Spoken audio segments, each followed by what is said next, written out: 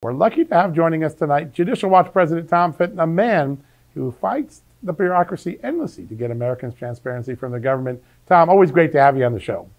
Hey, John, good to be with you. Thank you, man. You've battled these federal agencies. You name an alphabet letter, you've battled it at some point at Judicial Watch. Surprising to you that a standing lawful order from President Trump, was ignored by the FBI and DOJ, and the American public doesn't get these documents?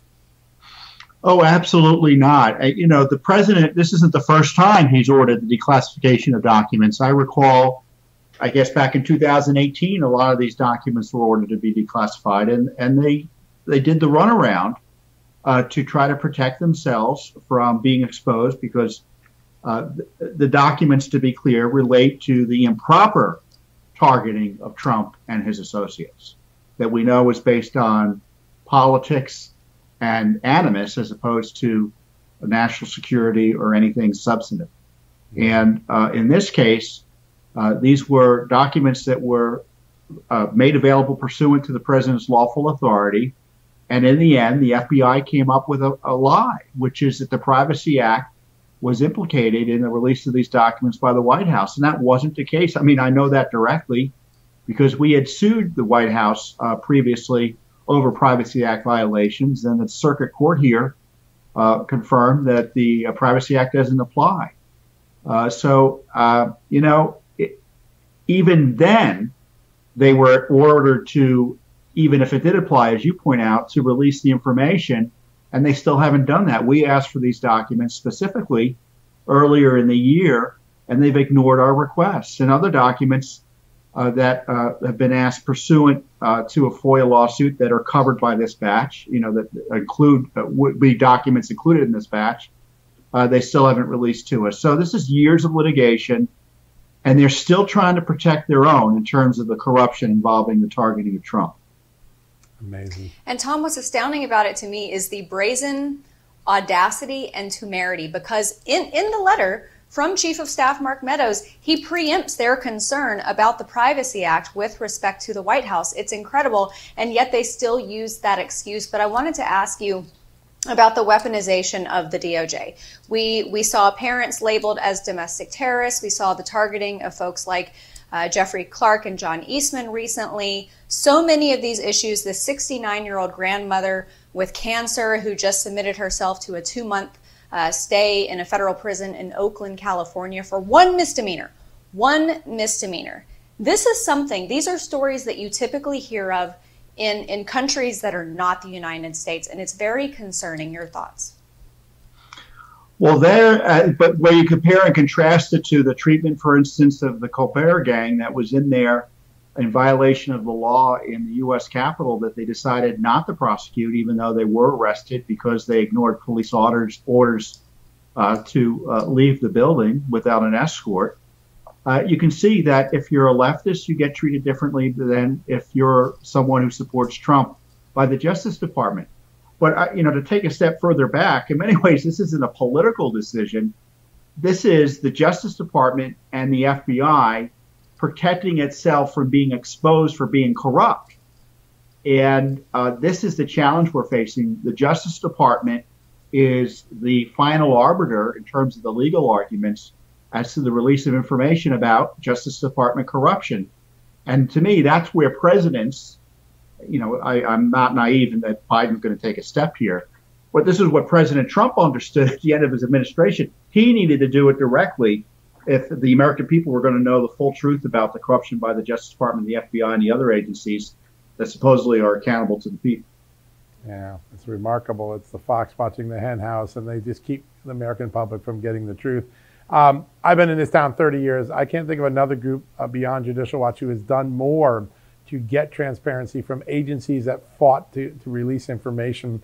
What avenues do we all have? Now we know that there's a standing presidential order from a president who was still in office when he gave the order to release these documents. Could that change the dynamic with the litigation you have or others have in an effort to get these documents out quicker?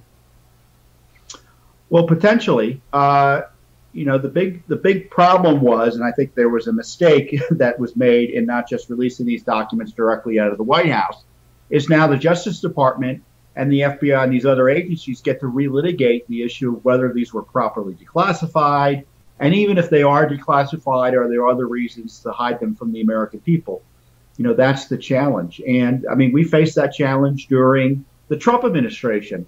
So you can bet we're going to face even more of it from the Biden administration. I wanted to ask you specifically about these documents that they refuse to release, because we obviously know that corruption infects every branch of government, every entity, and most people who serve in government. But what specifically do you think, or maybe you know and you can tell us, was in there that they never wanted to receive oxygen? Well, I think you're going to find that there was no good faith reason to investigate Trump and spy on him. I mean, that's kind of the general outline of everything we've been finding. And to the degree any of that spying was documented, you're going to find that it was just done in a pro forma way that doesn't deserve to survive any scrutiny, wouldn't have survived any scrutiny by any serious public official or any court. That's what we found in documents to date, and I think that's what they're hiding here. They all knew from the get-go that there was no reason to be spying on an incoming president of the United States or president of the United States, yet they did it anyway, and that's what they're hiding.